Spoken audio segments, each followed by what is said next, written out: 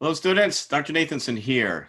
In this talk, I want to talk about the importance of communication, and the importance not just on organizations, but really on our own communications between one another. By the end of this talk, there are three objectives I have for you to kind of leave with in terms of your learning. One is to think a little deeper about your own communication and how that affects you and your relationships with others when you communicate. Two is to think about, the purpose of communication and how often our communication is not understood by the receiving end. And three, a little bit of the theory, if you will, on why I think communication is so difficult for people.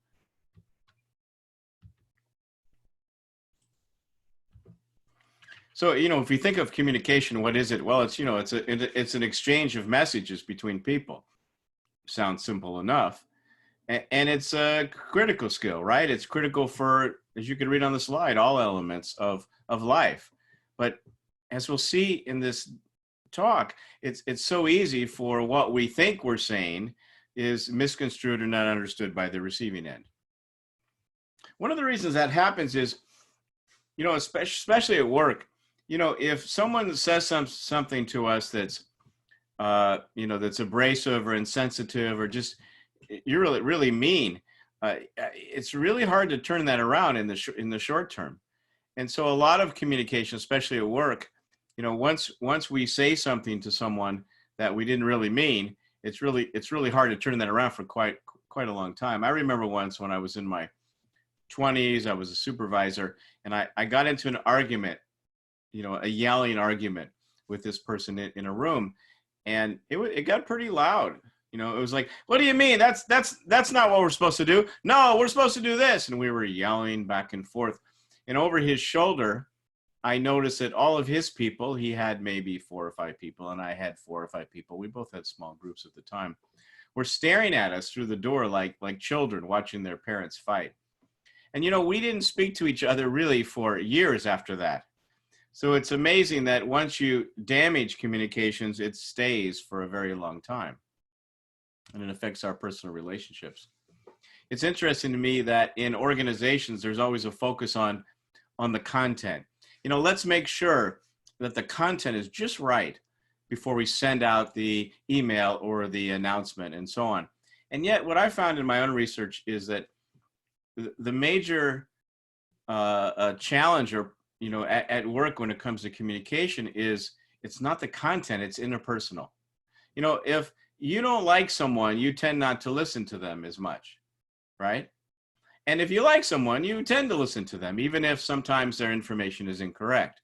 So it's interpersonal problems that cause the biggest issue with communication. And that's why it's so important to really focus on quality, not just relationships, but quality communication. Communications it's a very complex process. In this example, there's a woman, her name is Terry, and she's 8 months pregnant. And she calls her boss and she says, boss, it's really hard coming to work when I'm 8 months pregnant. And, my doctor is telling me I should stay home. And so I'm not going to be at work today.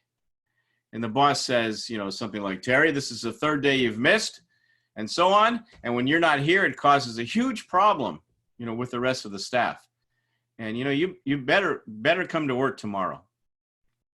So what was going on there? They were communicating like this. In other words, they weren't really listening to each other. In Terry's case, she was trying to get empathy from her boss. Like, boss, I'm not really feeling well. It's hard being pregnant. And all the boss saw was an employee who was not coming to work. So they weren't communicating properly. And I'll tell you why that happens. If we look at communications theory a little bit. When we send a message, we do something which is called encode. That means we put our emotions into it. For example, right now I'm talking to you about the fact that communications is a complex process. So I'm trying to put my emphasis into this message. When we listen to people, we do what's called decode. We listen to what they're saying and we try to translate it to ourselves. Sounds easy, not so much. When we listen to someone, a lot lot of elements affect, whether we hear their message or not. Do I like the person?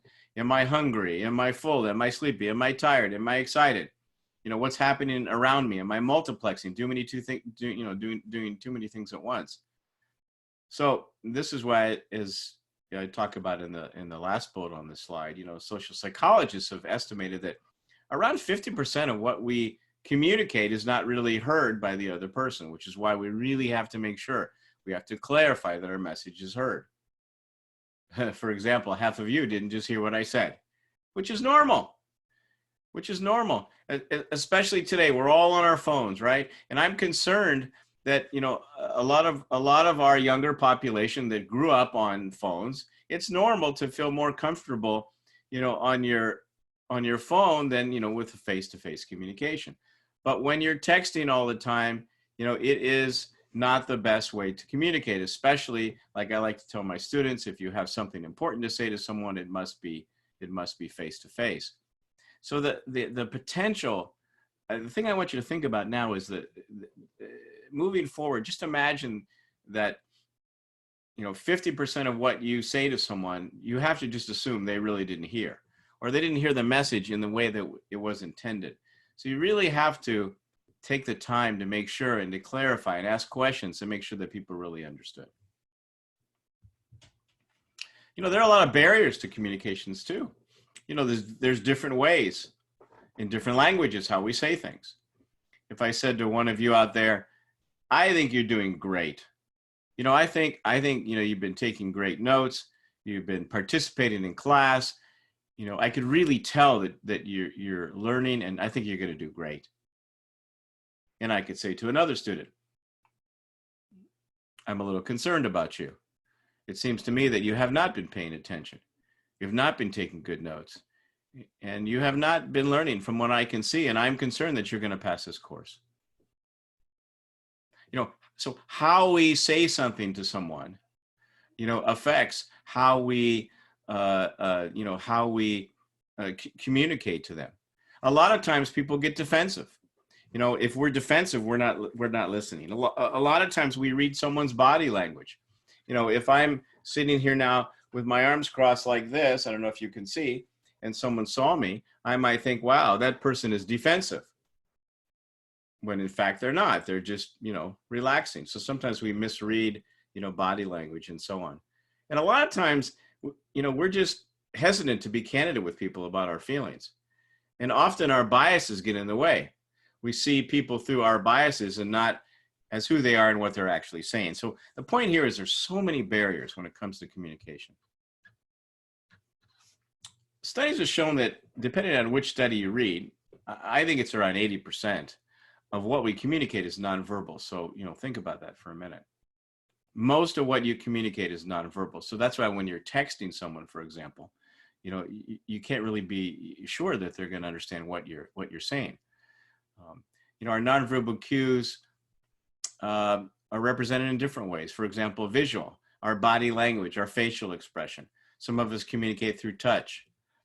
Many of us, all of us, communicate through our voices. Some of us talk real fast and some of us talk real slow. Some of us talk high and some of us talk low. I've given you a couple of videos here to give you some examples. And so nonverbal communication is very powerful.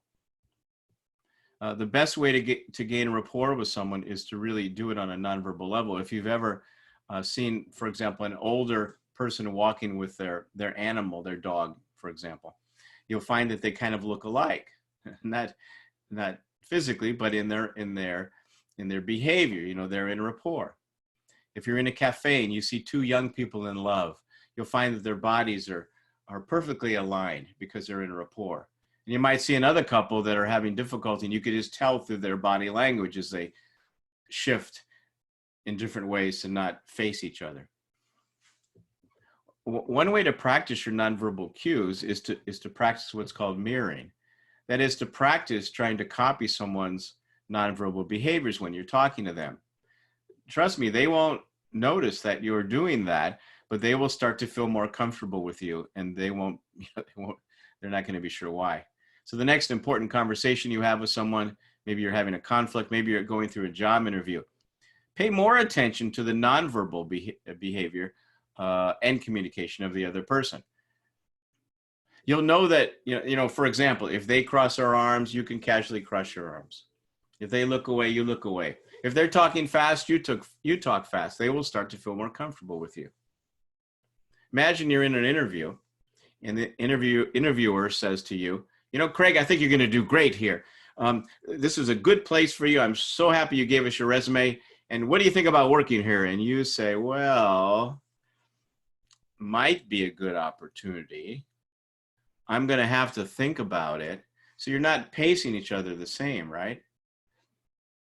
So then start to practice, modeling nonverbal communication with others. And you'll find that it actually forces you to pay more attention to this.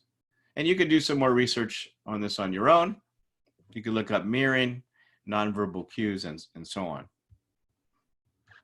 Another aspect of our communication is this physical space. For example, in North America, we have what's called culture safe zones. So the intimate zone is really reserved for our closest friends. So think about in your own life right now, who are some of your closest friends? Well, if you go up, within 2 feet of them, they're going to be probably okay with that. But if you go within 2 feet of someone who's not in your intimate zone, it's going to affect the communication. The personal zone is 2 to 4 feet. It's a little larger, reserved for family and friends. And then there's the social zone. Most business transactions in America, for example, take place between 4 and 12 feet. So if you're trying to have a business meeting very close to someone, it's going to affect communication. And lastly, the public zone. When you go to a class, when you go to a lecture, a presentation, you expect the presenter to be at least 12 feet away. I know for myself, when I'm in the physical classroom teaching, I like to walk around and, interface and be close to my students. And I'm sure it makes them uncomfortable because it's clearly not within that 12. It's clearly, not over 12 feet. It's usually a few feet. So just keep in mind that, especially based on cultural differences, it is important to respect people's kind of personal space. It all starts with good listening skills. When you listen to people, put the person first, listen openly, have empathy, judge the content, not the person. This is very important. Sometimes our biases get in the way, our stereotypes get in the way, and we're looking at the person through our stereotype and not the actual person. Fight off distractions. Don't try to do 4 things at once when you're talking to someone. And the best way to listen is to, A, observe their nonverbal behaviors, and B, ask a lot of questions, and C, show that you're really interested in the person when they're talking. Use their first name. That's important. A lot of us, however, have some fears about feedback. First of all, the best feedback is when someone asks for it. Hey, Craig, could I have some feedback? Then you know that the person is listening. I was a track coach, many years ago in my early 20s. And I remember going to a track meet where I was just watching. I wasn't coaching that day. And I saw a young kid, he finished the 100-meter dash. And at the end of the race, he was like, he was very tired. And the coach ran up to him and said, hey, what are you doing? That was a terrible race. You should have lifted your knees. You should have leaned. Kid didn't hear one word the coach said. It was a wrong time to give feedback. What the coach should have done is waited until the next day and went up to the kid and said, hey, Craig, today we're going to work on lifting your knees and leaning because then you'll run faster. And I would be like, oh, okay, that makes sense. I'm ready now for the feedback. So timing of feedback is important. And when you give feedback to someone, try to make it positive and try not to give too much feedback. Like, if I said to one of you, you're not doing very well in class, and oh, by the way, your papers are late. Too much feedback. Again, adults do better with, I think, feedback which is positive and informal and frequent and not written down, versus evaluation, which is annually done or, not too frequently done, which is written down, which makes people defensive, and which tends to be punitive, tends to be negative. in terms of effective feedback, I think it's important to focus on the behavior, not the person. Don't ever say to someone, I don't like what you did. Talk about the behavior. The paper is always late versus you. It makes people defensive. Always put the person first. Again, timing is important, when it comes to feedback. I remember once, years ago, I was in a meeting and somebody gave a really poor presentation. And after the presentation, his boss came up to him and started yelling at him, after the meeting. What are you doing? No one understood your data. You spoke too softly, and so on. The person, we all are our own worst critics. We know when we haven't done something very well. What this boss should have done is said nothing. Gone back to his office and wrote down, meet with this person just before the next time. And in that next meeting, just before the next presentation, as a coach, ask some questions. So do you feel prepared? How's that data looking? What do you think would be the best way for you to present this so the audience would hear you, and so on?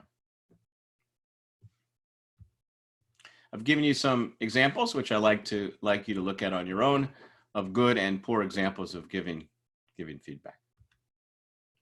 Another aspect of communication I call information richness. So there's low communication and there's high communication. Low communication is anything that's not face-to-face, whether it's an email or a voicemail or a text message. It's not the best. The best communication is face-to-face. You could look into someone's eyes and you could see how they're responding to you. I remember once when I was managing years ago, an employee came up to me in the hallway on Monday and said, Craig, did you get my email? And I said, I don't know, I'll check. I get lots of emails. Tuesday, he comes up to me, a little more frantic, Craig, I need to know, did you get my email? I don't know, I'll check. And Wednesday, he came up to me, Craig, I need to know, did you get my email? I was a little annoyed with him, so I said, I don't know, did you hit send on your computer? It probably went to mine, I'll check. You see where this is going. Thursday, he came up to me, sweating, very frantic. I need to know, Craig, did you get my email? I didn't respond to him, I was so angry. Friday, he comes up to me. He grabs me, he's like crying. Boss, I need to know, did you get my email? And I was like, I don't know. I wanted to say, did you hit send? I said, I don't know, but what do you want? I looked him in the eyes. He said, this afternoon is my birthday, and I just want to know if I can have the afternoon off. I was like, seriously? Why didn't you just ask me on Monday? Would have been so much easier. We would have, not gone through this whole song and dance all week. Now that happens all the time. We hide behind our communication. So when you have something important to say, make it face-to-face. At work, we're going to spend most of our communications in meetings and presentations and email and on the phone, through social media. And this is why it's so important to think about how we communicate.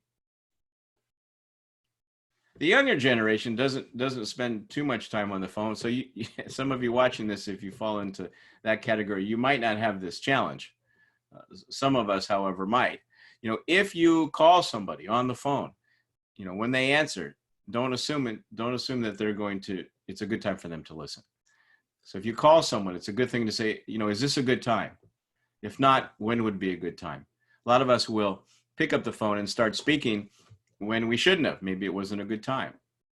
In the US, it's very hard to reach anybody on the phone. We hit voicemails. If you ever call someone and you see it's the wrong number, don't hang up. Because what will happen is they'll call you back. You won't remember who they are, and you'll waste a lot of time going back and forth. What I used to love when I was managing was just, I would schedule on my calendar, for example, Thursdays, 3 to 3:30, just walk around. And I would informally walk around. And at first people were a little bit nervous, but after a while they got used to this. And, the most important information I got during the week was just informal communication. So I think the more informal dialogue we could have with people, the better, where people get to see, kind of the real you. It's important to have a process for communication.